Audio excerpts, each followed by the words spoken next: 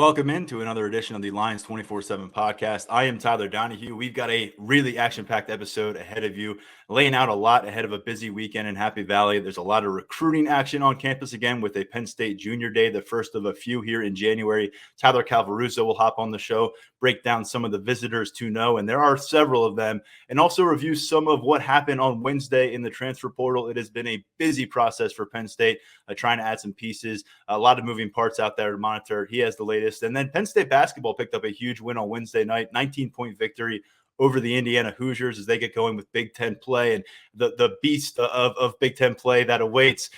Big win for them. Brennan and Daniel Gallen will be on this show to break things down about that victory. They were at the Palestra on Sunday to see Penn State lose to Purdue. So a lot of perspective on Penn State hoops, but we begin with a Penn State football player and a friend of the podcast. I think he was on 3 times before he enrolled on campus. His first time as a current Nittany Lion, and Landon Tengwall back on board, and a familiar face, a familiar name for a lot of our listeners out there. And you and I just caught up out in Los Angeles, Pasadena in particular, just before kickoff of the Rose Bowl. It was good to see you there. It's good to see you now. Hey, great to see you. Thank you for having me on. Well, first things first, we got a lot to talk about that's not just football, and I'm excited to do that. But we got to ask, how are you feeling? Because last we saw you, it was week 5. You've been sidelined. You missed a big chunk of the season, not in the practice field at the end. How you doing, man? No, I'm doing great. Obviously, I had the injury. It was a setback. Obviously it sucks. But those things happen. You just gotta take them, and you just gotta keep going, keep grinding. Definitely helps you find out a lot about yourself. It sucks when you're in the road, you can't play in the Rose Bowl and stuff. You just got to be out there supporting your teammates. But I'm just excited to get back. Looking forward to spring ball. So can't wait to get back on the field for sure. I had a story up on our site on Wednesday from our conversation and with you and Nick Dawkins, who was also a pleasure to have on the podcast when he was a high schooler. But the two of you, both talking about getting back out there, and it was good to hear. And just so our listeners are aware, we'll get into this a little bit later, but you're very optimistic at this point that you're going to be in pads for spring ball. Yeah, absolutely. Yeah, no doubt. Definitely gonna be back for spring ball. Not exactly sure, but definitely will be there for the spring game for sure. So definitely get to see the fans and stuff. So that'll be great. But yeah, no, definitely you'll see me back in the pads in the spring for sure. All right. April 15th, Blue White Game, Beaver Stadium. Landon Tengwall will be there. And not only is he an athlete, a student, he's now in the publishing game. And from Exit 56 Publications comes The Men Up Front. You'll find Landon Tengwall, at least a cartoonish figure of Landon Tengwall, wearing that number 72 on the cover of this book. And let's get into it, because this is one of the probably underrated aspects of the NIL era in college football. It's not always just chasing the bag. It's also getting to do some creative things, expanding your horizons and making an impact. And talk us through how you became the face, the name on a book. Yeah, originally I got the email about it, and I was kind of thinking, I was like, me, why me? why do you want to do me? Because I had heard that he wanted to do his name is Andy, who wrote the book. He wanted to do something with Drew Allar. I was like, that makes sense. Drew, one of probably the most popular guy in Penn State right now. But he's like, yeah, I want to do you. Oh, you have your own book. And I was like, all right, sounds great. And honestly, I didn't think much of it at first. I thought it would be something a little cool. But I didn't really realize until it came out. And it came out about probably maybe a month before Christmas, around there, maybe a little longer. But and I started having family, friends, younger kids that look up to me, send it to me for me to sign it. Anytime I was seeing people in person, they'd be like, please sign this. And then on Christmas Day, I probably got at least 5 to 10 pictures, videos of kids, like with my signed book, whether it be like my little cousins, trainers, kids that, they got me to sign it for them. And, they love it. It's just cool to see stuff like that. It's cool to see that kids look up to you, you have an impact on them. So stuff like that, it's really been amazing throughout the book, and hopefully in the near future, I'm hoping to have a couple signings. So I'm sure I'll have that info out on my social media in the near future. Getting those finalized right now, but I'll definitely have signings. If anybody wants to come in person, purchase the book, I'll definitely have all that info out shortly. Yeah, you're still just getting this thing rolled out there, and we're discussing that now. And not only you mentioned Drew being involved with the men in back. Your book is The Men Up Front, and that those are the big fellas.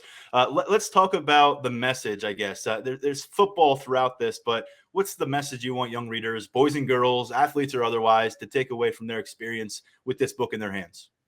Yeah, honestly, I would just say keep chasing your dream. I think it's kind of just, it's just about me. I'm just a normal guy. just chasing my dream. And that's really when I signed the book, that's what I write to a lot of, especially if it's a younger kid that's playing football. I just write, keep chasing your dreams. Because that's kind of what the book represents for me. It's something cool that I always have, something that like my kids, my grandkids will always be able to look at. And that's really what it means to me. It's really not about the money. It's not about anything like that. It's just the book represents just something to me that, that it just touches my heart. It's just awesome to see stuff like that, to see people, come, around me for my book, want me to sign it, kids. It's just awesome to see.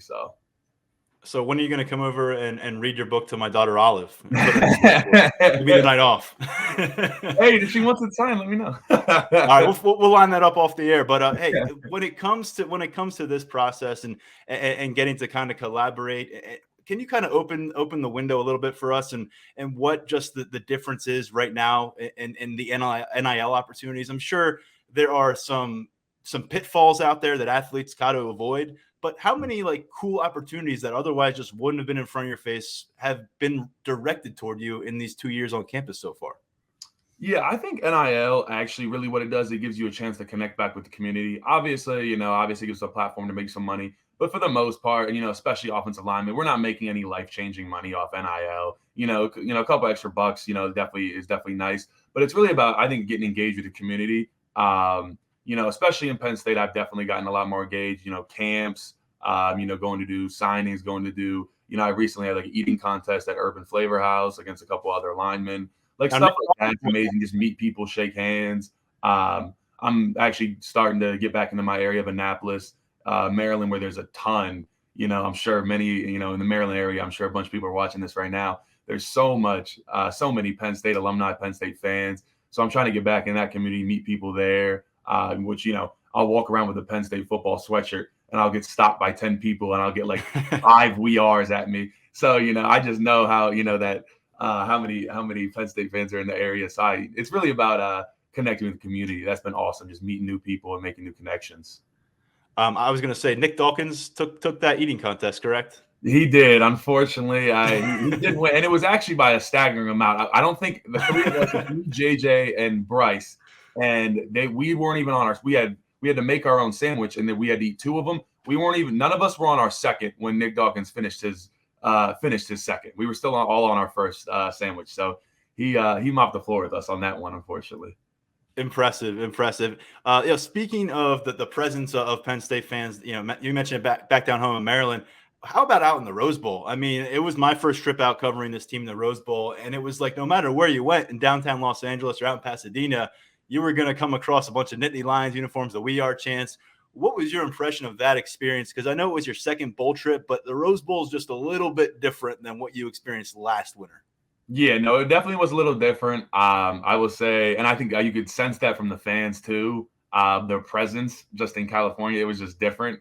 And like I said, it was awesome. It's just, I think the one thing that's special about Penn State is the community. I mean, obviously, we're one of the only programs that fills up, our stadium 100,000, every single game. And I'll talk with guys that will come in and, they'll say how nice everybody is around here and, stuff like that. And I just think we have a great sense and there's been a great community built here, really based off the Penn State football program. I think, we kind of bring, all the juice to the area. When we win something like the Rose Bowl, that gets everybody excited.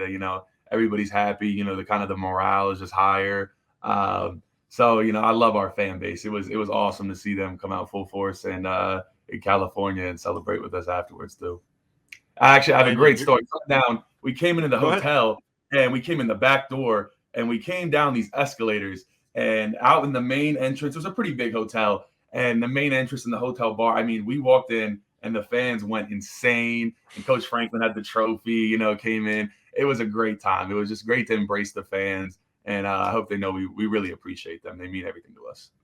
You mentioned morale, Landon, and it feels like that's in a really good place. I guess we're now 10 days removed from that moment where y'all get the trophy and you come back home with it. We've gotten some big announcements since then. Curtis Jacobs, Adisa Isaac, it kind of follows in with guys, even if they were declaring for the draft, they were still playing in the bowl. they were committed to this team. That was a different feel than how your first year ended. How would you describe here as you're getting underway with classes again, a new semester's underway, there's new guys on campus, some of your old friends have moved on. What is the team morale right now? Because it certainly seems from the outside looking in to be in a very impressive place. Yeah. Obviously we know we got a lot of work to do. Nothing's going to fall in our lap. We're playing in the Big Ten.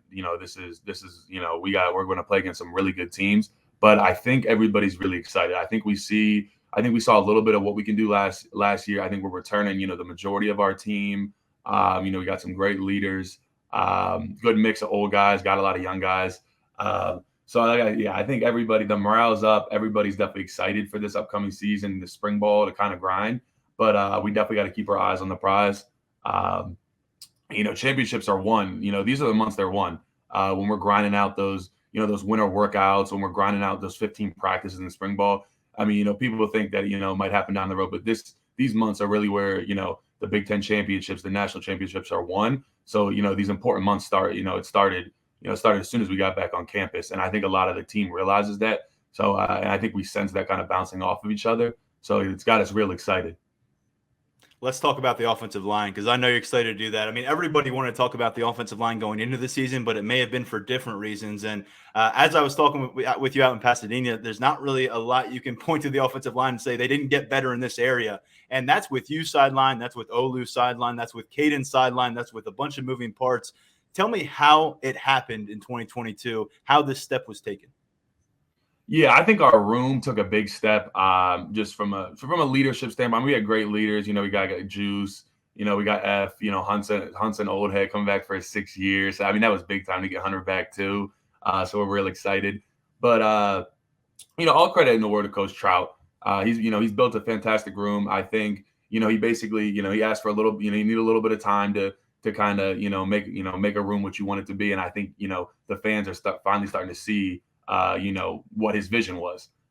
We have, I think we're going to have even more depth this coming year than this past year. So that's going to be huge. I mean, depth on the O-line is so rare to be able to have guys that you can just plug in and play. There's just such little depth around, college football and just, football in general. So, I mean, we're real excited. I think having a good offensive line, you can't win any championships without a good offensive line. And honestly, and that's what I'd say. I think we were good this year. And I think we have so many more steps to take. I think we all want to be a great offensive line. And I think that's what's got us hungry and kind of excited, Yeah. Bryce announcing his retirement, Juice off to the NFL after his 5th season. But so many guys are back. And, you're expected to be back in that fold, as you just told us. I guess looking back, how would you evaluate where you were through those 5 games? The team's 5-0. You started all of them. You're coming out of the bye week. And then boom, medical setback, and it's done for you for the year. Of course, you're watching the success the rest of the way, but on the field, what did you accomplish?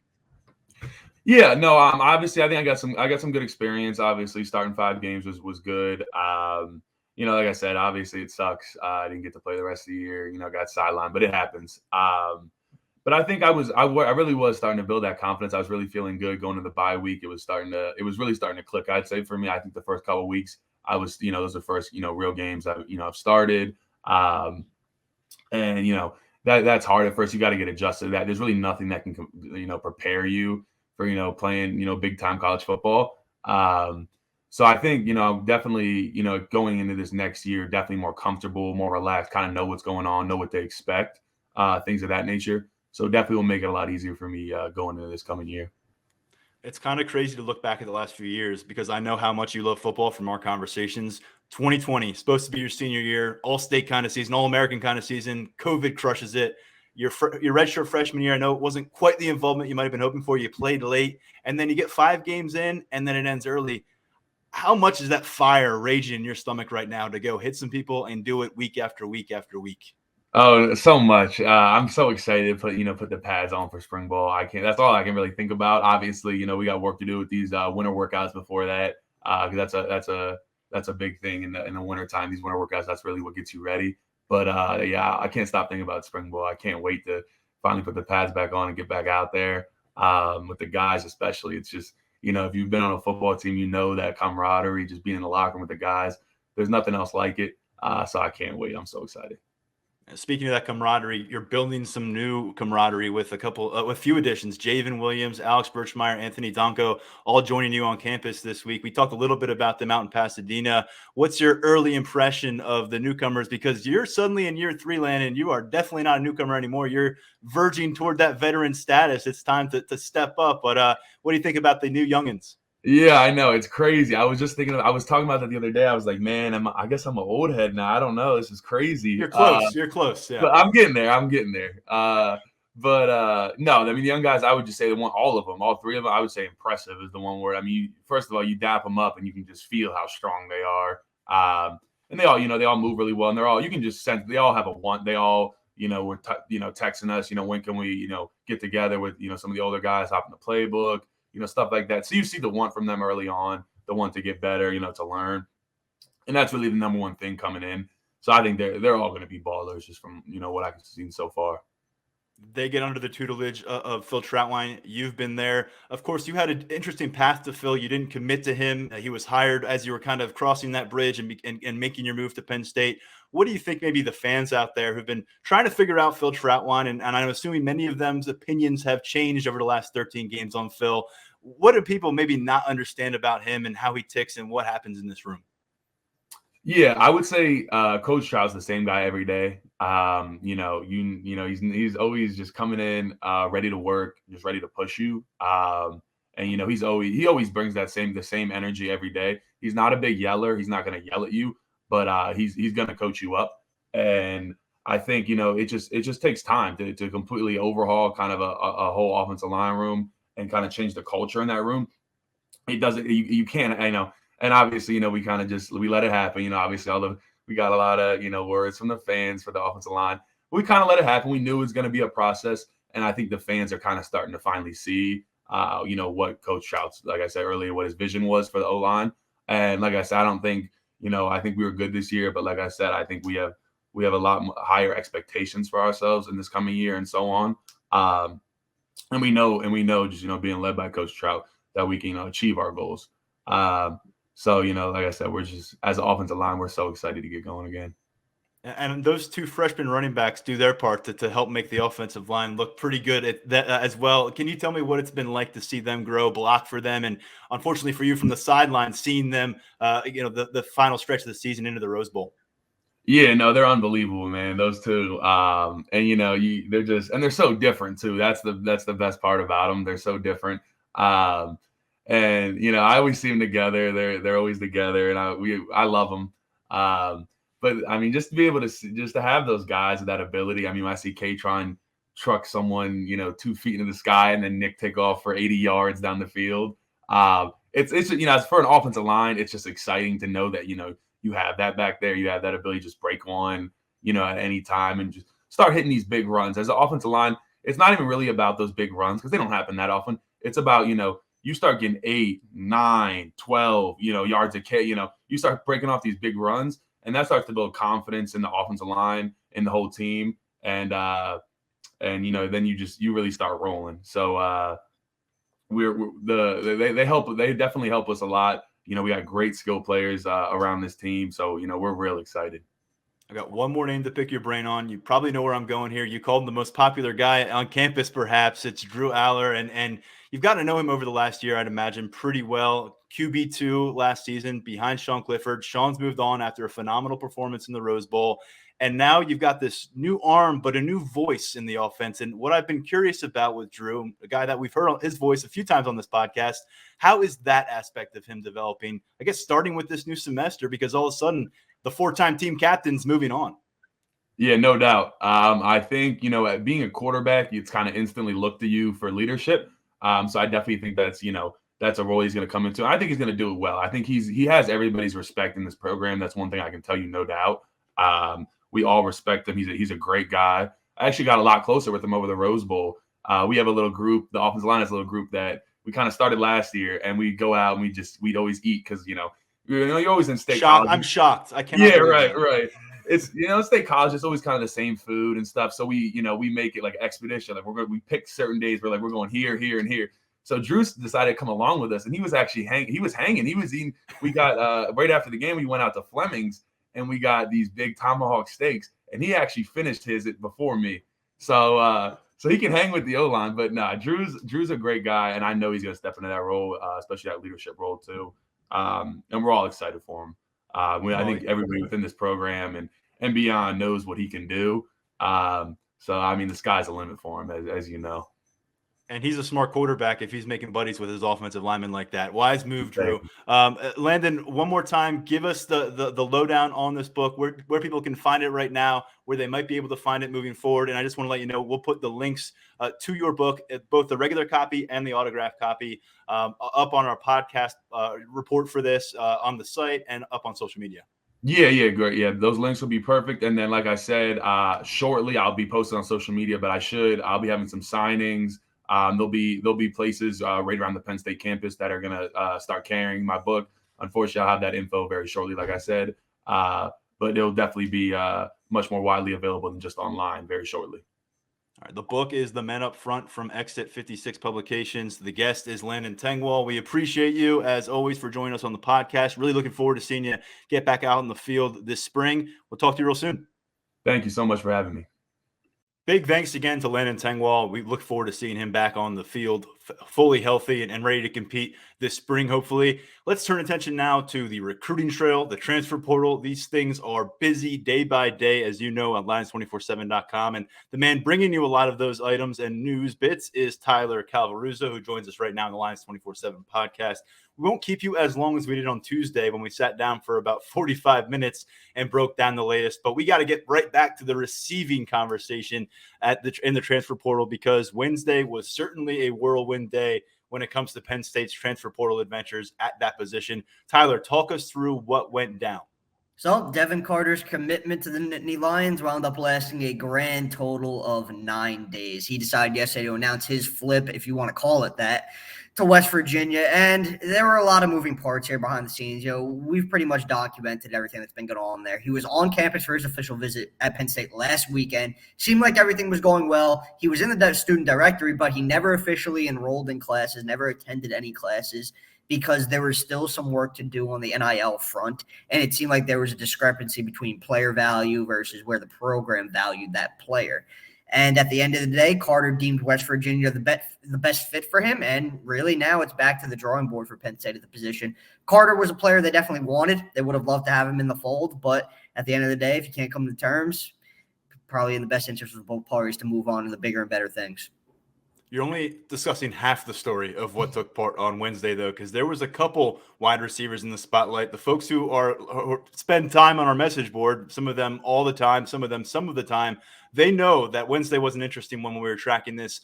You were doing your best to stay out in front of it because there were two wide receivers in focus, and ultimately neither of them finished Wednesday in Penn State's transfer class. Yeah, Tyrone Broden, the transfer from Bowling Green, another one who was on campus for his official visit over the weekend. He announced on Tuesday night that he was going to be announcing his commitment. We weren't really sure during the afternoon if he was going to be a take at Penn State.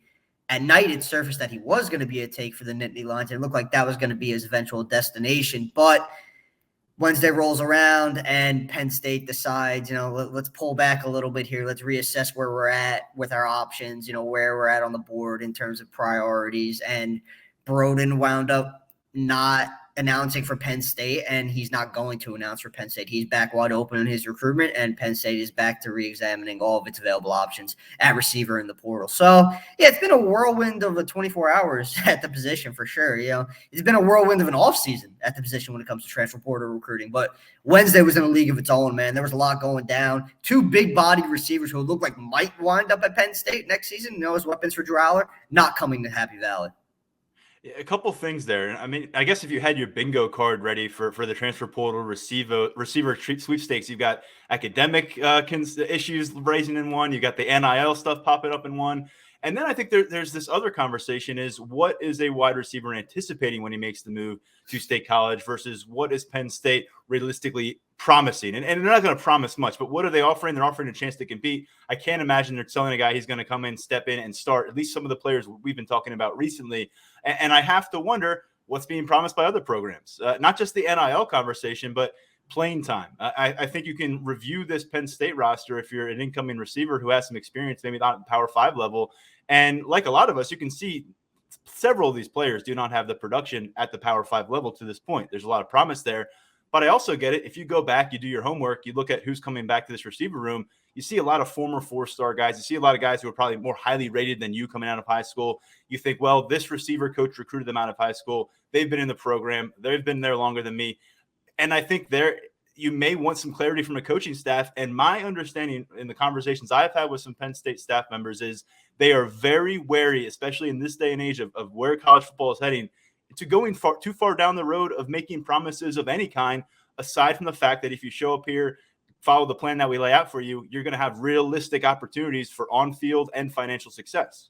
Yeah, I've heard a very similar sentiment. You never want to overpromise. It doesn't lead to productive things for you in any walk of life. And that applies to in this line of thinking as well. And that's something Penn State has really tried to avoid, whether it be in high school recruiting or through the transfer portal. And you talk to high school recruits, and they always note that the Penn State staff is very honest with them. They don't think they're getting fed just a bunch of stuff that they want to hear. They understand that if things are laid out on the table for them, it's going to be there for them when they get to Penn State. It's a very honest staff, it seems, from my interactions with high school recruits. Through the portal, it's a completely different ball game, I feel, just when it comes to approach, because there are so many more factors in recruiting a transfer portal player, in terms of immediate playing time. And now we got the NIL aspect of it as well. So you really got to make sure you don't overpromise, because especially with NIL, because if you overpromise on that end of the deal and you can't hold up your side, that's a problem. It is. We're seeing it with Jaden Rashada down in Florida right now with what's going on there, the craziness with that. It applies here as well. You never want to overpromise. And I think the staff does a really good job of that. I think they walk that line pretty well. And when it comes to Carter, he valued himself a certain way. Staff had its own opinion, and that's really that. And then with Broden, it was a depth chart thing. It was a priority thing. How is he going to fit? And like I said before, it's really back to the drawing board. It's not back to ground zero, because there are still some options that we're going to get into in a little bit. Yeah, well, look, you've got suddenly some familiar faces over there at West Virginia at wide receiver, right? You've got a transfer going in. You got Rodney Gallagher, who Penn State was certainly leaving that door open for late in the process. That's your week one opponent in Beaver Stadium, by the way, Kalen King and company. I think they already are well aware of that, but kind of a fun addition to that matchup, I guess, when you look at some of these storylines, some of the roster developments popping up for that week one matchup. That's a ways away, but people want to know right now, Tyler Calvaruso, is who are those guys in the wide receiver portal right now? You mentioned some of them before. Anything new? I know there's another visit in the works. Not really anything new. We got Freddie Roberson coming to campus this weekend for an official visit. Penn State has that in the card. So I think that's definitely going to be one to keep a really close eye on. If our listeners missed the last one, give us a little bit of the background on Roberson, because I know you did that last episode. Yeah, Roberson, FCS star for Eastern Washington, really productive player for that program. Jumped into the transfer portal at the conclusion of the offseason. Was originally set to make his decision a little bit earlier in this month. I believe it was January 4th is what he was targeting. He had a top 4 set, but he decided with programs like Penn State and West Virginia, we just talked about them, they got involved with him. So we decided to take a little step back and said, hey, look, I'm going to make all of my visits. I want to examine all of my options, especially my new ones. And Penn State wound up being one of those new options that he wants to check out. So the plan this weekend, just more, sell the fit in the offense. Don't overpromise anything, as we just talked about, but sell the fit in the offense, sell the player that he could produce in that offense. And maybe there's a mutual, at the end of the visit, maybe there's a mutual decision that gets made. Roberson's a guy the Penn State staff likes. I think there's a lot of intrigue surrounding this visit. And at this point, we're really getting the sense that it's going to be a two-pronged transfer portal approach at receiver. You're looking at now it's not before, but the start of the semester here, and then at the end of this semester, assuming that Dante Cephas does not land somewhere at the FBS level this spring or this winter, that is kind of that next prong that we're all just staying tuned for. And a lot of people view that Dante Cephas. I don't want to put too many eggs in one basket for the Penn State coaching staff, but there's plenty on our board who have already done it. They think that guy is the realistic wide receiver one you could bring in for Drew Aller. I think you'd have a lot to learn for a guy who's getting to campus in the summer to get ready for September. But clearly there's been an emphasis on Cephas, and that's not an answer we expect to get soon. No, it's not. I would expect a resolution is more likely to come in the spring/summer than it is right now. And a lot of eggs have been put in the Cephas basket by some of our subscribers, I would say. There's been a lot of talk about him. And I get it. He's a really good player. We've talked about him. Me and you both pinpointed him as of all these transfer portal names that we've sorted through, me and you pinpointed him as the guy who could probably come in and be that number one that we've talked about so much that could benefit Drew Aller so significantly. And to be completely honest, of all the portal names that we have been through, when it comes to pitching, you can come in and be the wide receiver one. You could be the guy. Cephas is really the only one I've heard receive that pitch, that high level of a pitch. So I think that speaks to what the Penn State staff thinks about him. And if it winds up happening where he does go back to Kent State and then re-enters the portal, Penn State is still optimistic that they could scoop him up in the spring. There's no feeling that if he goes back to Kent State, it's a lost cause because we're not going to have a spot for him or anything like that.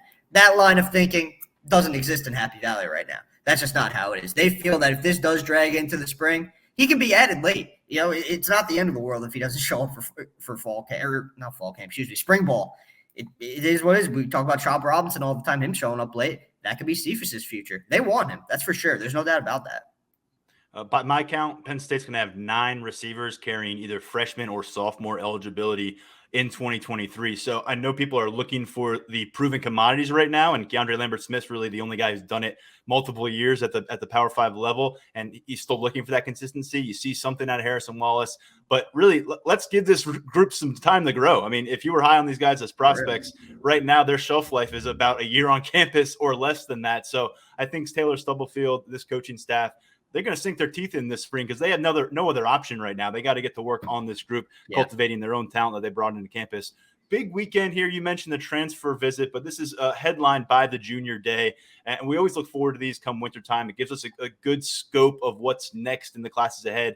Going to be a big emphasis on 2024, but you always see some of those rising juniors, and in this case, the 2025 prospects, pop up on campuses for weekends such as this. Another one in the works next week, but let's go one by one here, Tyler. I asked you before we recorded to sort through 5 names, and I know it's a hard task because we got a long list of confirmed visitors this weekend, but 5 guys you're intrigued by and why. Let's start with one of those. These aren't in order as far as I understand, but let's work our way through. So I feel like we got to start with Jalen Harvey. I feel like that's just the best place to start, given how many times he's been to campus since the fall. So Saturday is going to mark his 4th time coming to Happy Valley since the beginning of October. And I think that really speaks to not only where Penn State is at with him, but just how highly of a regard and how good of a relationship Harvey has with the coaching staff. That crystal ball reads 100% in favor of the Nittany Lions, and I have a feeling it's going to stay there. I'm not saying anything is imminent this weekend or anything like that because Harvey does still want to get out and make other visits. I wouldn't anticipate any movement with him until the spring, whether it's a Penn State commitment or a commitment elsewhere. I think he's being very patient with this process. It might even go into the summer if he decides to take those official visits then. But when you talk about this weekend, for me, ends with Harvey. You got to start with Harvey because just a name that we've touched on so much and be a pretty big addition on the defensive line coming off the edge. Moving over to the offensive side of the ball real quick, Keelan Adams. I mean, we're talking about a top 100 receiver. The kid's an elite talent if you go watch his tape from Virginia. He's going to be on campus this weekend for the first time since the fall. Penn State has been pushing him very, very hard. He's arguably the top receiver on its board right now. They're involved with a lot of high-quality guys like Chance Robinson down in St. Thomas Aquinas, but Adams stands out, man, as a regional guy and just as a player himself. I mean, so electric. You talk about getting more explosive at wide receiver. You want to get more explosive? You go get a guy like Adams. And that's what Penn State's trying to accomplish this weekend. Blake Frazier in Texas, offensive tackle.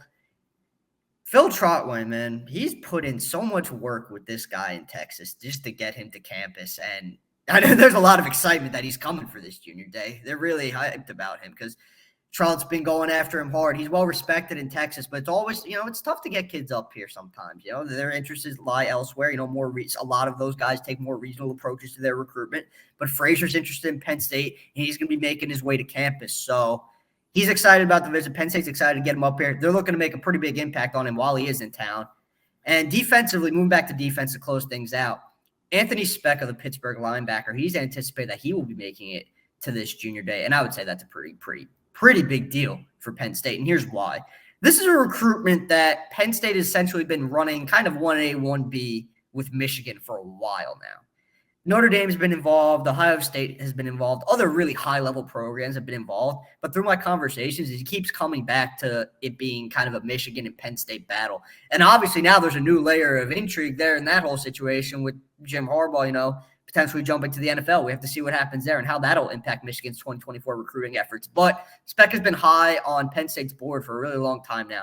They got him back on campus in the summer for a very intimate one-on-one style visit in July. That went really well. That kind of really propelled Penn State into that 1A, 1B spot, I would say. A lot of good ground was covered on that visit, and the relationship has continued to grow stronger since then.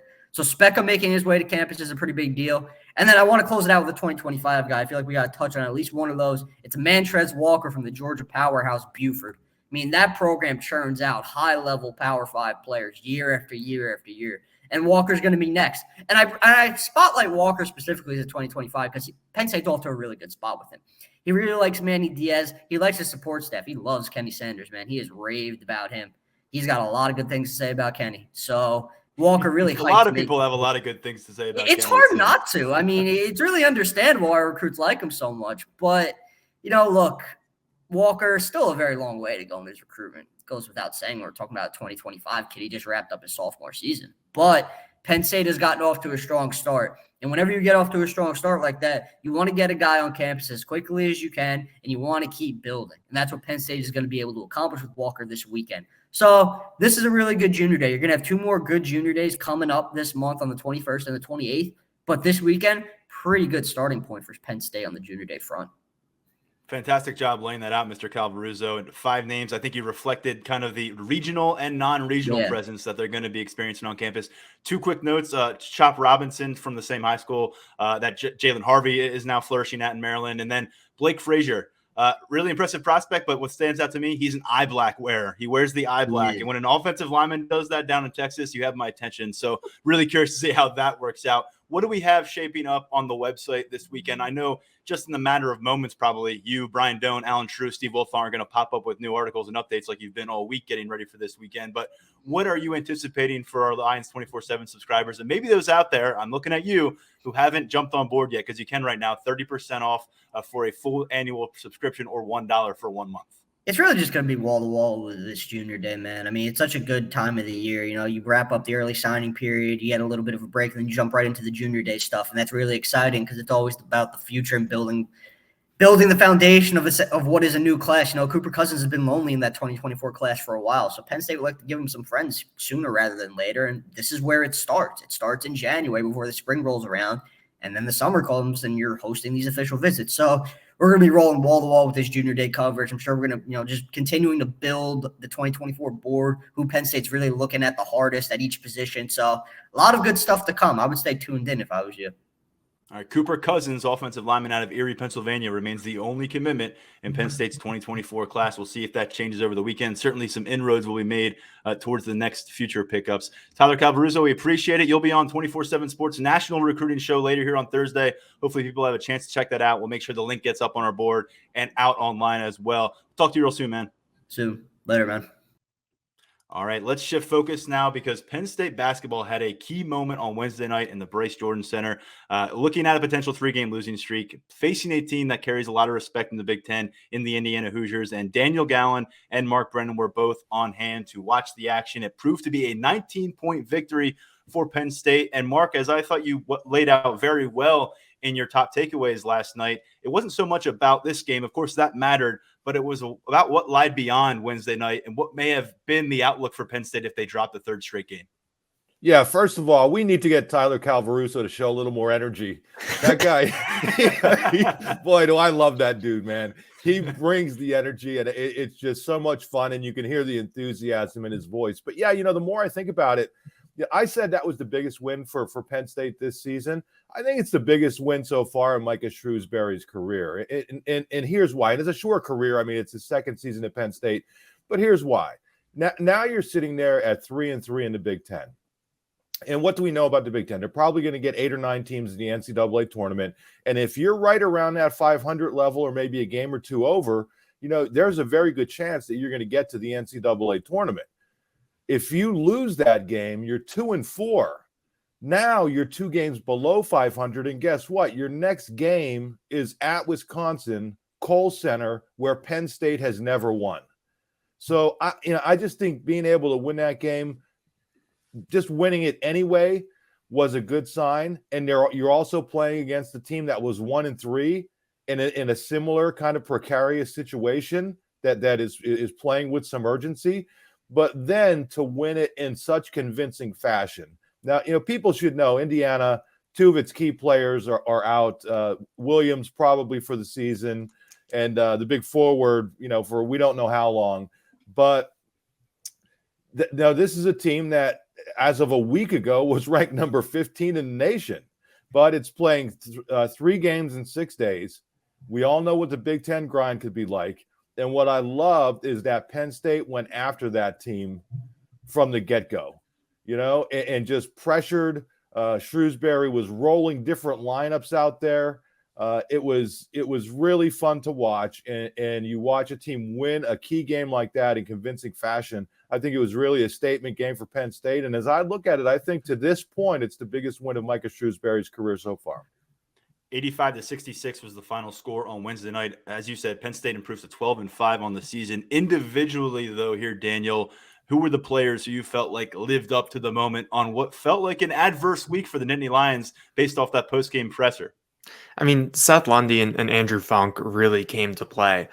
Lundy played well against Purdue on Sunday, one of the other guys outside of Jalen Pickett who showed up in that game.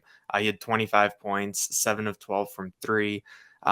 He can just make an impact on both ends. He's athletic, he's long, and the one thing that I really like about him that I noticed in that Purdue game is that he plays with a really short memory. I think I saw a stat where he had 4 shots blocked by Zach Edey, and I remember he had one pretty resounding one off the backboard, and the next possession he comes down and hits a turnaround in the lane. So Seth Lundy is someone who plays kind of fearless. Obviously, that style can get you in trouble sometimes, but when he's on, it really gives Penn State another dimension. Andrew Funk also was 7 of 12 on 3-pointers. He scored 23 points. He was 2 of 13 in the past 2 games from deep, and he really just kind of shot himself out of the slump.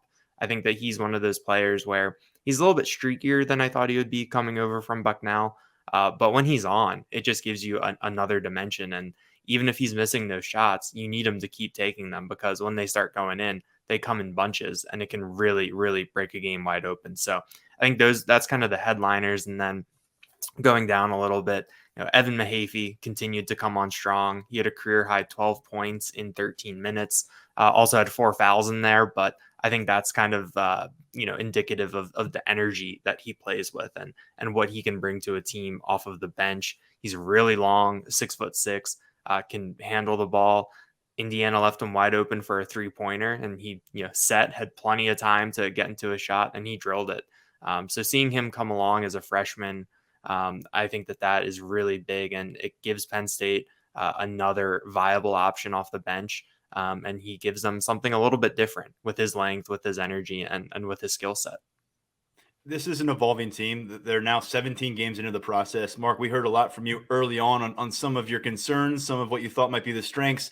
What do you think is the most notable development in the way this team, the way they're using their players and the way guys are stepping up and being utilized in specific areas? Yeah, I think there's one stat that you can look at with this team that's going to tell you if they're playing well or not. And surprisingly, it's not 3-pointers made.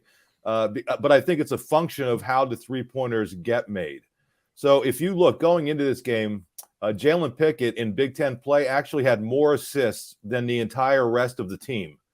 And that's not good. I mean, that's great for Jalen Pickett, and it's great for his drive to be first team all Big Ten. I don't think he'll be Big Ten player of the year because I think Edey has that kind of wrapped up already with the way he's playing.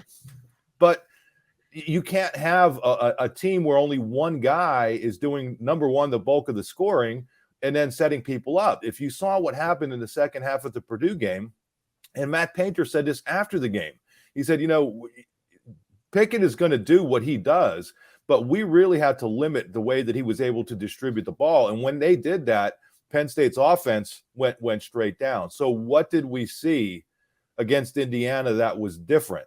Yes, he had his 8 assists, but they finished with, I think, 19 as a team. Cam Winter had 6 assists. Okay, this is unbelievable. Other than Pickett, he was the first Penn State player to have more than 4 assists in a game all season long. Wow. And the only 2 guys who had done it before were Funk and who else was it? The forward. I'm drawing a blank, Daniel. Started at the beginning of the year. But anyway, there's only 2 guys who did it against Winthrop in the first game of the year. So what's that telling you? There was not great ball movement. And then all of a sudden, you get into this game, better spacing, guys driving and kicking. So even though they didn't score a ton of points in the paint, you had guys who were driving into the lane and then passing it back out. And so these things, they matter. And it's the flow of the offense. And when you're getting that ball movement, guys like Seth Lundy, guys like Funk are getting open shots, and that's what happened. So yeah, I completely agree that Funk could be a real streaky player, but he's also a guy that when he gets wide open looks, he's going to bury him. And he was getting a bunch of wide open looks. Same thing with Seth Lundy. And even some of them were really deep, but they were getting wide open looks. So I think the fact that other guys were getting into the whole distribution process was a real key for him. I mean, Mark noted it that it's not the end all be all, but every time we've talked about keys, he's mentioned the three pointer, and they were raining on Wednesday night. And as you noted on Twitter today, Daniel, they are raining on an historic fashion this season for Penn State. It might be a live by, die by situation if they're going to be reliant, but those are coming together in bunches from beyond the arc. Definitely. I did some quick back of the napkin math last night after the game, after someone asked the question on Twitter, and they're on pace for 345 made 3-pointers, 872 attempts. The previous team records are 294 makes in 2018, 780 attempts in 2009. Currently, they're shooting at 39.5% clip. The record there is 41.5% in 1983. So, you've seen it when, they were shooting better from 3-point range than 2-point range last night, which you don't see too often when you go to you look at the box score after the game and the 3-point percentage is better than the overall field goal percentage. So it's been really impressive. I think that you do wonder about the sustainability of it, but at the same time, I think that they've shown that they can win like this. And so you just keep playing like it. There are going to be games where the shots aren't falling, but that's where you want to see the other guys step up. I think that game on Sunday at the Palestra, it kind of showed the limitations of having Jalen Pickett be of what he can do by himself in a game when everything is going through him, when he's the only one who shows up. I think that showed the limitations. And then you turn around on Wednesday and you see what the team can do as a whole when you get contributions from everywhere. Mark brought up Cam Winter. I thought he looked really assertive, and that was probably his better game in probably a couple months for Penn State. And then Mahaffey coming off the bench, that distribution. Caleb Dorsey was the name that Mark was looking for. With thank you. 4 assists in the season opener. He hasn't played in like 5 games. So I that's what I forgot. He had a big wrap on his right shoulder during pregame. Micah Shrewsbury was asked about him on Monday, and Shrewsbury said that he's available. So, we'll see. But, I think that the rotation that they're going with right now, I think has some guys that can make an impact on there. And, and I think it also just from a, sort of a selfish perspective, this is just a fun style to watch. The way that they're playing with all those 3-pointers, with the willingness of guys like Lundy and Funk to take those shots, especially when they're wide open, it just makes for an entertaining product. You got to wait a little while for your next game. It's always good to do that after a win. Penn State's not back in action until next Tuesday. They travel to Wisconsin. Mark, you've mentioned they've never won in that building. They'll be back the following Saturday, home against Nebraska, as Big Ten play continues into late January. But looking forward here, just the next section of their schedule, starting with a trip to a ranked opponent in the Badgers. What do you think about the wind behind the sails here? I mean, about the potential for a March Madness run? Are you starting to buy into this with this program? Yeah, I definitely think so. Going back to Daniel's point, is it sustainable to be relying on the 3-pointers as much as they are? It has to be for this team because they just don't have the size. And that's going to be the great equalizer for them. So there will be games where it looks ugly, like in the second half against Purdue. But when they have the ball movement going and shots are falling, I mean, they tied the school record, which they set earlier this year with 18 threes against Indiana. When they make that many 3-pointers, they literally can beat anybody in the nation. I mean, that is not hyperbole. I mean, when you're shooting like that, it is a great equalizer. So I think you're going to see them keep pumping up those threes. When you go back to 83, I was trying to dig it up here, but I haven't done it yet. I'm guessing they probably took about 75 or 83 pointers in the entire season that year. It was probably some relatively low number. But yeah, I mean, I think that's the great equalizer for them, and it's going to give them a chance to win at places like Kohl Center. One of the good things about the Big Ten this year, and I think we've seen it, is there are some really good teams, and a ton of teams are going to get into the NCAA tournament. But even Purdue, I don't think anybody is that much better than everybody else, that Penn State's not going to have a slugger's chance against everybody. The flip side of that, if you're not shooting well, you could lose to anybody. So if you look at Ken Palm right now, if chalk holds and he predicts every game going out, they're going to be there sitting there at the end of the regular season with 21 wins. And I think 11 wins in the Big Ten. And that's right around where you need to be to get into that NCAA tournament. Also, the numbers Daniel's projecting, I think those are regular season numbers, right? I mean, because we can only guess, or we can only project out through the regular season and one Big Ten tournament game. But some of these numbers they're posting, the 3-point numbers, Pickett's assist numbers, he is going to blow away the Penn State's season assist record. A lot of these numbers are going to go down in flames, and it's going to be fun to watch. And I totally agree with Daniel that win or lose, this is a fun team to watch. That first half against Purdue at the Palestra, I know the second half was a bummer for Penn State fans, but that was absolutely electric. You go in and you're leading the number one team in the nation, albeit a lame duck number one, but still clearly a top 5 team by 6 at the half. I just think it's everything setting up for them to be in that tournament talk when the end of the season gets here. Now, what are the keys? Number 1, keep making your threes. Number 2, the ball movement that we talked about. And number 3, the huge one, because we're seeing it start to make an impact. We saw it make an impact with Indiana. Knock on wood, everybody stay as healthy as you can possibly be, because this team needs to be able to go deep, needs to be able to hit opponents in waves. So stay healthy. That's where I think this bye weekend's coming at a good time for them. Penn State appeared to be in a really good spot to make the tournament back in 2020. Of course, we know what happened in March of 2020 that ended that hope. But Daniel, if they get there this year, there's going to be a lot of praise on Micah Shrewsbury in year 2 with Penn State. I know he's a guy that you both have gotten to know quite a bit better this season, covering the team. And yesterday's press conference really stood out to me. Daniel, you wrote about it, and you phrased it as introspective in the way that Micah Shrewsbury internalized what happened at the Palestra on Sunday and then what they brought to the court on Wednesday. Can you take our listeners through those 72 hours of Penn State basketball based on what you heard from Shrewsbury? Shrewsbury gave us some blunt honesty in his self-assessment of his work on the sideline against Purdue. He said that he looked like an idiot out there when he was going back through and watching the television copy as part of his film review of the game. And he talked a lot about how he, as a young coach, he's been living and dying with every single game, that he's been stressing himself out, really putting a lot into these games. And he's aware that when he does that, and that goes over to the players. He said, whether the players realize it or not, whether the players want it to or not, if he's stressed, the team is going to be stressed. If he's loose, the team is going to be loose. So I think that there was a balance this week with Shrewsbury trying to, kind of do that internal work while also setting a tone with the team. I mean, he really did challenge them after that Purdue game and on Monday when we had our media session with him. I think Jalen Pickett kind of referred to it on Sunday night as a want.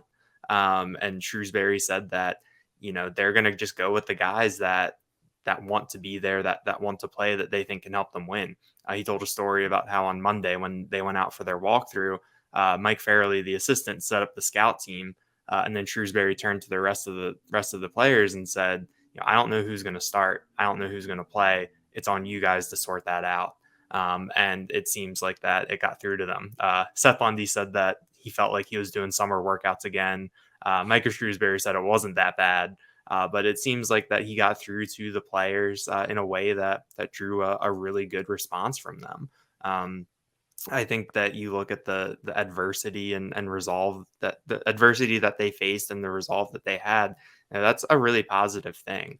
I know that a lot was made kind of looking at Indiana coming in, where that's the team that has their back against the wall. They're going to be super motivated. They need a win. I mean, Penn State was in a similar situation, and for Penn State to come through in that, where I think the past couple of years they've been on the other end of that a lot of the time, I think that shows kind of a step forward. But Doesn't mean anything though if you drop 2 straight against Nebraska and Wisconsin next week.